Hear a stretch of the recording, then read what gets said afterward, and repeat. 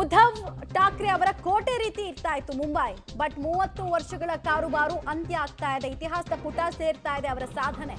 97ರ ಬಳಿಕ ಬಿಜೆಪಿಗೆ ಅಧಿಕಾರ. ಮುಂಬೈಗೆ ಮೊದಲ ಬಾರಿಗೆ ಬಿಜೆಪಿ ಮೇಯರ್ ನೋಡೋ ರೀತಿ ಆಗಿದೆ. ಠಾಕ್ರೆ ಕೋಟೆಗೆ ಲಗ್ಗೆ ಇಟ್ಟು ಪಾರ್ಟಿಯನ್ನ ಒಡೆದು ಸುತ್ತಿಗೆ ತಗೊಂಡು ಕೊನೆಯ ಮೊಳೆಯನ್ನ ಕೂಡ ಒಡೆಯೋ ಕೆಲಸವನ್ನ ಪಾರ್ಟಿ ಹೋಲ್ಡ್ ಮಾಡೋದ್ರ ಮೂಲಕ ಮಾಡಿತ್ತು. ಇನ್ಫ್ಯಾಕ್ಟ್ ಲಾಸ್ಟ್ ಟೈಮ್ ಎಲ್ರಿಗೂ ಒಂದು ಆಶ್ಚರ್ಯ ಇತ್ತು. ಕೇಂದ್ರದಲ್ಲಿ ಮೋದಿ ಸರ್ಕಾರ ಇದೆ, ಇಲ್ಲಿ ಒಳ್ಳೆ ನಂಬರ್ ಬಂದಿದೆ 82 ಅಂತ. ಆದ್ರೂ ಶಿವಸೇನೆಗೆ ಯಾಕೆ ಮೇಯರ್ ಪಟ್ಟವನ್ನ ಬಿಟ್ಟು ಕೊಟ್ರು ಅಂತ ಬಿಟ್ಟು ಕೊಟ್ಟು ನಂತರ ದಕ್ಕಿಸಿಕೊಳ್ಳೋದನ್ನ ಕರಗತ ಮಾಡಿಕೊಂಡಿದ್ದಾರೆ. ಆಮೇಲೆ ದೇವೇಂದ್ರ ಫಡ್ನವೀಸ್ ಅವ್ರ ಬಗ್ಗೆ ಇಲ್ಲಿ ನಾವು ಮಾತಾಡಲೇಬೇಕು. ದೇವೇಂದ್ರ ಫಡ್ನವೀಸ್ ಬ್ರಾಹ್ಮಣ ಸಮುದಾಯದ ಮುಖ್ಯಮಂತ್ರಿ. ಸಣ್ಣ ಕಮ್ಯುನಿಟಿ ದೊಡ್ಡ ಕಮ್ಯುನಿಟಿಗಳನ್ನ ಡಾಮಿನೇಟ್ ಮಾಡೋದಕ್ಕೆ ಸಾಧ್ಯ ಇದೆಯಾ ಮತ್ತು ಇವರನ್ನೆಲ್ಲ ಮನವೊಲಿಸೋದಕ್ಕೆ ಸಾಧ್ಯ ಇದೆಯಾ ಅನ್ನುವಂತಹ ಪ್ರಶ್ನೆ ಇತ್ತು. ಅದಕ್ಕೂ ಕೂಡ ಉತ್ತರ ಸಿಕ್ಕಿದೆ ಈ ಚುನಾವಣೆ. ಅಂದ್ರೆ ಲಾಸ್ಟ್ ವಿಧಾನಸಭೆ ಚುನಾವಣೆಯಲ್ಲೂ ಕೂಡ ನಾವು ಆ ಟ್ರೆಂಡ್ ಅನ್ನು ನೋಡಿದ್ವಿ. ಈಗ ಸ್ಥಳೀಯ ಸಂಸ್ಥೆಗಳ ಚುನಾವಣೆಯಲ್ಲೂ ಕೂಡ ಆ ಟ್ರೆಂಡ್ ಅನ್ನು ನೋಡ್ತಾ ಇದ್ವಿ. ಡೀಟೇಲ್ಸ್ ಕೊಡ್ತಾರೆ ರವೀಶ್. ದೇವೇಂದ್ರ ಫಡ್ನವೀಸ್ ಅವರ ಚಮತ್ಕಾರದ ಬಗ್ಗೆ ಕೂಡ ನಾವು ಮಾತಾಡ್ಬೇಕಿಲ್ಲಿ, ಅವರ ವರ್ಕ್ ಬಗ್ಗೆ ಕೂಡ ನಾವು ಮಾತಾಡ್ಬೇಕಿಲ್ಲಿ. ಯಾಕಂದ್ರೆ ಒಂದು ಅವ್ರು ಬರುವಂತಹ ಕಮ್ಯುನಿಟಿ ತುಂಬಾ ಅಲ್ಲಿ ಮೈನರ್ ಸ್ಕೂಲಿಂಗ್ ಕಮ್ಯುನಿಟಿಯಿಂದ ಬರ್ತಾರೆ. ತುಂಬಾ ದೊಡ್ಡ ನಂಬರ್ಸ್ ಇಲ್ಲ ಅವ್ರ ಹತ್ರ. ಆದರೂ ಕೂಡ ಅಂತವರು ಮರಾಠಿ ಭಾಷಿಗರ ವಿಶ್ವಾಸಕ್ಕೆ ತೆಗೆದುಕೊಳ್ಳೋದು, ಅವರ ಓಟನ್ನ ತೆಗೆದುಕೊಳ್ಳೋದು ದೊಡ್ಡ ಸಾಧನೆನೆ. ಮಮತಾ, ಖಂಡಿತವಾಗಿ ಕೂಡ ಅಂದ್ರೆ ಎಲ್ಲ ಒಂದ್ ಕಡೆ ಬಲಾಢ್ಯರು, ಅಪ್ಪರ್ ಕ್ಯಾಸ್ಟ್ ಒಂದ್ ರೀತಿಯಲ್ಲಿ ಅವರೇ ಅಧಿಕಾರವನ್ನ ಹಿಡಿಬೇಕು ಅನ್ನೋ ಒಂದು ಏನು ಲೆಕ್ಕಾಚಾರಗಳಿತ್ತು, ಅದನ್ನ ಮೋದಿ ಅವರು ಬಂದ ಮೇಲೆ ಬಹಳಷ್ಟು ರಾಜ್ಯಗಳಲ್ಲಿ ಎಕ್ಸ್ಪೆರಿಮೆಂಟ್ ಮಾಡೋದ್ರ ಮೂಲಕ ಎಲ್ಲವನ್ನು ಕೂಡ ತಲೆ ಕೆಳಗಾಗಿ ಮಾಡಿದ್ದಾರೆ.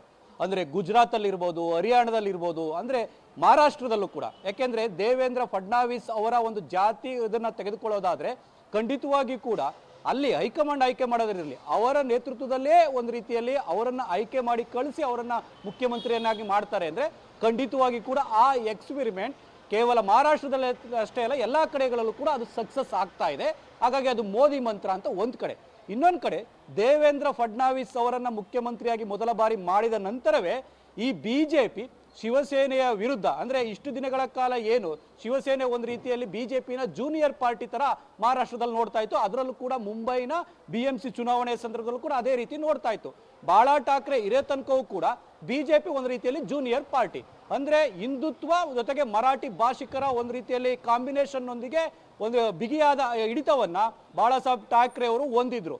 ಆದ್ರೆ ದೇವೇಂದ್ರ ಫಡ್ನವೀಸ್ ಅವರ ಎಂಟ್ರಿ ಯಾವಾಗಾಯ್ತು, ಇಡೀ ಮಹಾರಾಷ್ಟ್ರದ ಪೊಲಿಟಿಕಲ್ ಸಿನಾರಿಯೋ ಚೇಂಜ್ ಆಯಿತು.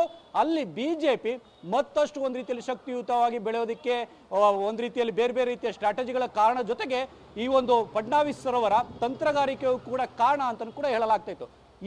ಅದು ಗೋಚರ ಆಗ್ತಾ ಇದೆ. ಯಾಕೆಂದ್ರೆ 30 ವರ್ಷಗಳ ಆಡಳಿತವನ್ನ ಒಂದು ರೀತಿಯಲ್ಲಿ ಬಿಗಿಯಾದ ಆಡಳಿತವನ್ನ ಕೊಲ್ಯಾಪ್ಸ್ ಮಾಡೋದು ಅಷ್ಟು ಸುಲಭ ಅಲ್ಲ.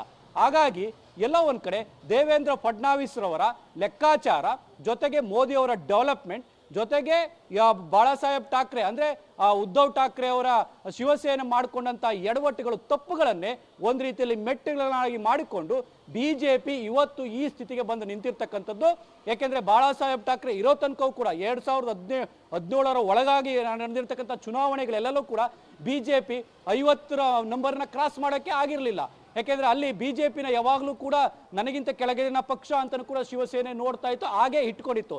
ಅದಕ್ಕೆ ಕಾರಣ ಮರಾಠಿ ಭಾಷಿಕರು ಜೊತೆಗೆ ಹಿಂದುತ್ವ, ಇವೆರಡು ಕಾಂಬಿನೇಷನ್ ಕೂಡ ಚೆನ್ನಾಗಿ ಒಂದು ರೀತಿಯಲ್ಲಿ ಸಿಮೆಂಟ್ ಆದಂಗೆ ವರ್ಕ್ ಆಗಿತ್ತು ಅವ್ರಿಗೆ. ಆದ್ರೆ ಈಗ ಯಾವಾಗ ಅಧಿಕಾರ ಮತ್ತೆ ಬದಲಾದ ರಾಜಕೀಯ ಪರಿಸ್ಥಿತಿಯಲ್ಲಿ ಶಿವಸೇನೆ ಉದ್ಧವ್ ಠಾಕ್ರೆ ಅವರು ಕಾಂಗ್ರೆಸ್ ಮತ್ತೆ NCP ಜೊತೆ ಹೊಂದಾಣಿಕೆಗೆ ಹೋದ್ರು, ಮೈತ್ರಿ ಮಾಡ್ಕೊಂಡು ಅಧಿಕಾರವನ್ನು ಹಿಡಿದ್ರು, ಅವಾಗ್ಲೇ ಮಹಾರಾಷ್ಟ್ರದ ಇಡೀ ಬೇರೆ ಬೇರೆ ರಾಜಕೀಯ ಸಿನಾರಿಯೋ ಕೂಡ ಚೇಂಜ್ ಆಗೋದ್ರ ಜೊತೆಗೆ ಹಿಂದುತ್ವ ಮತ್ತೆ ಧರ್ಮಾಧಾರಿತ ಮತ್ತೆ ಜಾತಿ ಎಲ್ಲವೂ ಕೂಡ ಎಲ್ಲಾ ಕಾಂಬಿನೇಷನ್ ಕೂಡ ಒಂದು ರೀತಿ ಉಲ್ಟಾ ಪಲ್ಟಾ ಆಗಿರ್ತಕ್ಕಂಥದ್ದು. ಆ ಕಾರಣಗಳಿಗೋಸ್ಕರವಾಗಿ ಶಿವಸೇನೆ ಉದ್ಧವ್ ಠಾಕ್ರೆ ಬಣ ಇವತ್ತು ಈ ಬೆಲೆಯನ್ನು ತೆರ್ತಾ ಇದೆ ಅಂತ ಕೂಡ ಸ್ಪಷ್ಟವಾಗಿ ಹೇಳ್ಬೋದು. ಮಮತಾ, ರವೀಶ್ ಹಾಗೆ ಸಂಪರ್ಕದಲ್ಲಿರಿ. ನಿಮಿಷದಿಂದ ನಿಮಿಷಕ್ಕೆ ಬಿಜೆಪಿ ಮತ್ತು ಉದ್ಧವ್ ಠಾಕ್ರೆ ಬಣದ ನಡುವೆ ಇದ್ದಂತಹ ಅಂತರ ಜಾಸ್ತಿ ಆಗ್ತಾ ಹೋಗ್ತಾ ಇತ್ತು. ಈಗಂತೂ ಮುಂಬೈ ಫೈಟ್ ನಲ್ಲಿ ನಾವು ನೋಡೋದಾದ್ರೆ 227 ವಾರ್ಡ್ಗಳಲ್ಲಿ 119 ಅಂದ್ರೆ ಕಂಫರ್ಟಬಲ್ ವಿನ್ ಅನ್ನ ಪಡೆದುಕೊಳ್ತಾ ಇದ್ದಾರೆ ಮಹಾಯುತಿ. ಸ್ಥಳೀಯ ಸಂಸ್ಥೆ ಚುನಾವಣೆಯಲ್ಲಿ ಬಿಜೆಪಿಯ ಕೈ ಹಿಡಿದಿದ್ದಾರೆ ಮತದಾರ. ಅಲ್ಲಿಗೆ ಟ್ರಿಪಲ್ ಇಂಜಿನ್ ನ ಅಸ್ತಿತ್ವ ಮುಂಬೈ ಮಹಾರಾಷ್ಟ್ರ ಭಾಗದಲ್ಲಿ ಬರುತ್ತೆ ಅಂದಂಗಾಯ್ತು. ಬಿಜೆಪಿ ಎದುರು UBT ಕೊಚ್ಕೊಂಡು ಹೋಗಿದೆ. ಬಿಜೆಪಿಯ ಅಲೆಯ ಎದುರು ನಿಲ್ಲೋದಕ್ಕೆ ದೀರ್ಘಕಾಲ ಆಗ್ಲಿಲ್ಲ. ಹಾಗೂ ಠಾಕ್ರೆ ಸಹೋದರರು ಮತ್ತು ಶಿವಸೇನೆಯ ಪಾರುಪತ್ಯ ಏನಿತ್ತು ಅದಕ್ಕೆ ದಿ ಎಂಡ್ ಕಾರ್ಡ್ ಕೂಡ ಬಂದಂಗಾಗ್ತಾ ಇದೆ. ಮಹಾಯುತಿ ಮೈತ್ರಿಕೂಟದಲ್ಲಿ ಮಾಡಿಕೊಂಡಂತಹ ಚೇಂಜಸ್ ಬಿಜೆಪಿಯ ಕೈ ಹಿಡಿದಿದೆ. ನಂಬರ್ಸ್ ಅನ್ನು ನೋಡ್ತಾ ಇದ್ದೀರಾ. ಮುಂಚೆ 80-90 ಅಂತ ಅಲ್ಲಿ ಒದ್ದಾಡ್ತಾ ಇತ್ತು ಬಿಜೆಪಿ, ಮುಂಬೈ ಪಾಲಿಕೆಗೆ ಸಂಬಂಧಪಟ್ಟಂತೆ ನಾನು ಹೇಳ್ತಾ ಇರೋದು. ಬಟ್ ಈಗ ನೀವು ಮ್ಯಾಜಿಕ್ ನಂಬರ್ಸ್ಗೆ ಬೇಕಾಗಿರೋದನ್ನ ಕೂಡ ಕಂಫರ್ಟಬಲ್ ಆಗಿ ಮುಂದೆ ನುಗ್ಗಿರೋದನ್ನ ಗಮನಿಸ್ತಾ ಇದ್ದೀರಾ. ಡೀಟೇಲ್ಸ್ ಕೊಡ್ತಾರೆ ರವೀಶ್. ನರೇಟಿವ್ಗಳನ್ನ ಬಿಲ್ಡ್ ಮಾಡೋ ಪ್ರಯತ್ನವನ್ನ ರಾಜ್ ಠಾಕ್ರೆ ಮತ್ತು ಉದ್ಧವ್ ಠಾಕ್ರೆ ಮಾಡಿದ್ರು, ಭಾಷೆ ವಿಚಾರವನ್ನು ಇಟ್ಕೊಂಡು. ಭಾಷೆ ಎಮೋಷನಲಿ ಕನೆಕ್ಟ್ ಆಗುತ್ತೆ, ಬಟ್ ವೋಟ್ ಅಂತ ಬಂದಾಗ ಪಾಲಿಟಿಕ್ಸ್ ಇಸ್ ಬಿಯಾಂಡ್ ಭಾಷೆ ಅನ್ನೋದನ್ನ ಅಲ್ಲಿನ ಮತದಾರರು ಹೇಳಿದ್ರು ಅಂತ ಕಾಣಿಸುತ್ತೆ. ಮಮತಾ, ಖಂಡಿತವಾಗಿಯೂ ಕೂಡ ಶಿವಸೇನೆ ಉದ್ಧವ್ ಠಾಕ್ರೆ ಬಣ ಒಂದು ರೀತಿಯಲ್ಲಿ ತಪ್ಪು ಲೆಕ್ಕಾಚಾರವನ್ನು ಈ ವಿಚಾರದಲ್ಲಿ ಹಾಕ್ಬಿಡ್ತಾ ಅಂತ. ಯಾಕೆಂದರೆ ಈ ಹಿಂದೆ ಮರಾಠಿ ಅಸ್ಮಿತೆ ಅವ್ರನ್ನ ಕೈ ಹಿಡಿದಿತ್ತು, ಸತ್ಯ ಕೂಡ ಅದು. ಆದರೆ ಅದರ ಜೊತೆಗೆ ಎಲ್ಲೋ ಒಂದು ಕಡೆ ಹಿಂದುತ್ವ ಪ್ಯಾಟ್ರನ್ ವೋಟ್ಸ್ ಏನಿದೆ ಅದು ಆ್ಯಡನ್ ಆಗ್ತಾ ಇತ್ತು, ಕಾರಣ BJP ಕಾರಣಗಳಿಗೋಸ್ಕರವಾಗಿ. ಜೊತೆಗೆ ಮೈಗ್ರೆಂಟ್ಸ್ ವೋಟು ಕೂಡ ಸ್ವಲ್ಪ ಮಟ್ಟಿನ ಪ್ರಮಾಣದಲ್ಲಿ ಆ ಸಂದರ್ಭದಲ್ಲಿ BJPಗೂ ಕೂಡ ಬರ್ತಾ ಇತ್ತು, ಹಾಗಾಗಿ ಅದು ಪುಷ್ ಮಾಡ್ತಾ ಇತ್ತು. ಹಾಗಾಗಿ ಈ ಮೂರು ಕಾಂಬಿನೇಷನ್ ಒಂದಿಗೆ BJP ಜೊತೆ ಮೈತ್ರಿ ಮಾಡ್ಕೊಂಡಿದ್ದ ಕಾರಣಗಳಿಗೋಸ್ಕರವಾಗಿ ಶಿವಸೇನೆ ಒಂದು ರೀತಿಯಲ್ಲಿ ನಾಗಾಲೋಟದಲ್ಲಿ ನಾವೇ ನಂಬರ್ 1 ಅನ್ನೋ ರೀತಿಯಲ್ಲೂ ಕೂಡ ಒಂದು ರೀತಿಯಲ್ಲಿ ವಿಜೃಂಭಿಸ್ತಾ ಇದ್ರು. ಹಾಗಾಗಿ 30 ವರ್ಷಗಳಿಂದ ಅಧಿಕಾರವನ್ನು ಹಿಡಿತಾ ಇದ್ರು. ಆದರೆ ಈಗ ಅವು ಎರಡೂ ಕೂಡ ಇಲ್ಲ. ಅಂದರೆ BJP ಜೊತೆ ಮೈತ್ರಿಯೂ ಕೂಡ ಇಲ್ಲ. ಹಿಂದುತ್ವ ಅಂತ ಏನು ಜಪಿಸ್ತಾ ಇದ್ರು ಅದನ್ನು ಕೂಡ ಸಾರಾಸಗಟಾಗಿ ಒಂದು ರೀತಿಯಲ್ಲಿ ನಾವೇ ಮಾಡಬೇಕು, ನಾವೇ ಹಿಂದುತ್ವ ಅನ್ನೋದನ್ನು ಕೂಡ ಹೇಳ್ಕೊಳ್ಳೋ ಸ್ಥಿತಿಯಲ್ಲೂ ಕೂಡ ಶಿವಸೇನೆ ಇಲ್ಲ. ಜೊತೆಗೆ ಈ ವಲಸಿಗ ಮತದಾರರನ್ನು ಕೂಡ ಒಂದು ರೀತಿಯಲ್ಲಿ ಮರಾಠೇತರ ಮತದಾರ ಏನಿದ್ದಾರೆ ಅವರನ್ನ ಒಂದು ರೀತಿಯಲ್ಲಿ ತಳ್ಳುವಂತ ಕೆಲಸವನ್ನು ಕೂಡ ಈ ಇಬ್ರು ಸಹೋದರರು ಮಾಡಿದ್ರು. ಆ ಕಾರಣಗಳಿಗೋಸ್ಕರವಾಗಿ ಬಹುದೊಡ್ಡ ಹೊಡೆತ ಶಿವಸೇನೆ ಒಂದು ಉದ್ಧವ್ ಠಾಕ್ರೆ ಬಣಕ್ಕೆ ಆಗಿರ್ತಕ್ಕಂಥದ್ದು. ಯಾಕೆಂದ್ರೆ ರಾಜ್ ಠಾಕ್ರೆ ಮತ್ತೆ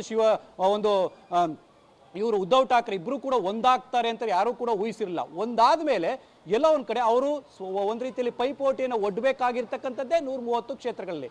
ಹಾಗಾಗಿ ಆ 130 ಕ್ಷೇತ್ರಗಳಲ್ಲಿ ಎಲ್ಲ ಒಂದ್ ಕಡೆ ರಿವರ್ಸ್ ಆಗಿರ್ತಕ್ಕಂಥ ಫಲಿತಾಂಶ ಬಂದಿದೆ. ಅಂದ್ರೆ ಅದಕ್ಕೆ ಹಿಂದುತ್ವ ಜೊತೆಗೆ ವಲಸಿಗ ಮತದಾರರು ಜೊತೆಗೆ BJPಗೆ ಬರ್ತಕ್ಕಂಥ ಸಾಂಪ್ರದಾಯಿಕ ಮತಗಳು ಇದು ಬಹುದೊಡ್ಡ ಹೊಡೆತವನ್ನ ಕೊಟ್ಟಿರ್ತಕ್ಕಂಥದ್ದು. ಆ ಕಾರಣಗಳಿಗೋಸ್ಕರವಾಗಿಯೇ ಆ ಒಂದು ಉದ್ಧವ್ ಠಾಕ್ರೆ ಬಣ ಈ ರೀತಿಯ ಪರ್ಫಾರ್ಮೆನ್ಸ್ ಅನ್ನ ಮಾಡಿದೆ. ಜೊತೆಗೆ ಎಲ್ಲ ಒಂದ್ ಕಡೆ ಶರದ್ ಪವಾರ್ ಅವರ ಮೊದಲಿದ್ದಂತ ಹಿಡಿತ ಈಗಿಲ್ಲ ಅನ್ನೋದು ಕೂಡ ಸ್ಪಷ್ಟವಾಗ್ತಾ ಇದೆ. ಹಾಗಾಗಿ ಅದು ದೊಡ್ಡ ಪ್ರಮಾಣದಲ್ಲಿ ಉದ್ಧವ್ ಠಾಕ್ರೆಗೆ ಲಾಭ ಆಗಿಲ್ಲ.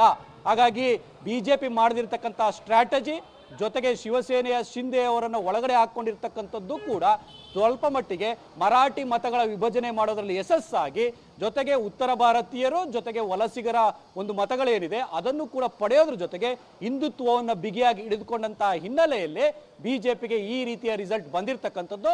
ಇನ್ನುಳಿದಂತೆ ಕಾಂಗ್ರೆಸ್ ವಿಚಾರಕ್ಕೆ ಹೋದಂಥ ಸಂದರ್ಭದಲ್ಲಿ ಕಾಂಗ್ರೆಸ್ ಮೈತ್ರಿ ಇಲ್ಲದೆ ನಾವೆಲ್ಲೂ ಕೂಡ ಒಂದು ರೀತಿಯಲ್ಲಿ ನಮ್ಮ ಅಸ್ತಿತ್ವವನ್ನು ಜೊತೆಗೆ ನಮ್ಮ ಒಂದು ಬಲವನ್ನು ಹೆಚ್ಚಿಸ್ಕೊಳ್ಳೋಕೆ ಸಾಧ್ಯನೇ ಇಲ್ಲ ಅನ್ನೋ ಪರಿಸ್ಥಿತಿಗೆ ನಿರ್ಮಾಣ ಆಗಿದೆ. ಅದು ಎಲ್ಲ ರಾಜ್ಯಗಳಲ್ಲೂ ಕೂಡ ಆಗ್ತಾ ಇದೆ. ಈಗ ಮಹಾರಾಷ್ಟ್ರದಲ್ಲೂ ಕೂಡ ಇಂಪ್ಯಾಕ್ಟ್ ಆಗಿರ್ತಕ್ಕಂಥದ್ದು. ಯಾಕೆಂದ್ರೆ ರಾಜ್ಯದ ನಾಯಕರುಗಳೇ ಒಂದು ರೀತಿಯಲ್ಲಿ ಮೂಲೆ ಗುಂಪಾಗೋಗಿದ್ದಾರೆ. ಹಾಗಾಗಿ ಎಲ್ಲ ಒಂದು ಕಡೆ ಘಟಾನುಘಟಿ ನಾಯಕರು ಕಾಂಗ್ರೆಸ್ ನಾಯಕರು ಮೂಲೆ ಸೇರ್ಕೊಂಡಿದ್ದಾರೆ. ಇಂತಹ ಪರಿಸ್ಥಿತಿಯಲ್ಲಿ ಕಾಂಗ್ರೆಸ್ ಕೂಡ ಒಂದು ರೀತಿಯಲ್ಲಿ ಹೀನಾಯವಾಗಿ ಪರ್ಫಾರ್ಮೆನ್ಸ್ ಅನ್ನ ಮಾಡಿರ್ತಕ್ಕಂಥದ್ದು. ಒಟ್ಟಾರೆಯಾಗಿ ನೀವು ಹೇಳಿದಂತೆ ಈಗ ಮಹಾರಾಷ್ಟ್ರದಲ್ಲಿ ಒಂದು ರೀತಿಯಲ್ಲಿ ಮುಂಬೈನಲ್ಲಿ ತ್ರಿಬಲ್ ಇಂಜಿನ್ ಸರ್ಕಾರ ಒಂದು ರೀತಿಯಲ್ಲಿ ಬರ್ತಾ ಇರತಕ್ಕಂಥದ್ದು. ಹಾಗಾಗಿ ಇದು ಮಹಾರಾಷ್ಟ್ರದ ರಾಜಕಾರಣವನ್ನು ಎಷ್ಟರ ಮಟ್ಟಿಗೆ ಮುಂದಿನ ದಿನಗಳಲ್ಲಿ ಬದಲಾಯಿಸುತ್ತೆ ಕಾದ್ ನೋಡ್ಬೇಕು ಮಮತಾ. ಓಕೆ ರವೀಶ್, ಹಾಗೆ ಸಂಪರ್ಕದಲ್ಲಿರಿ.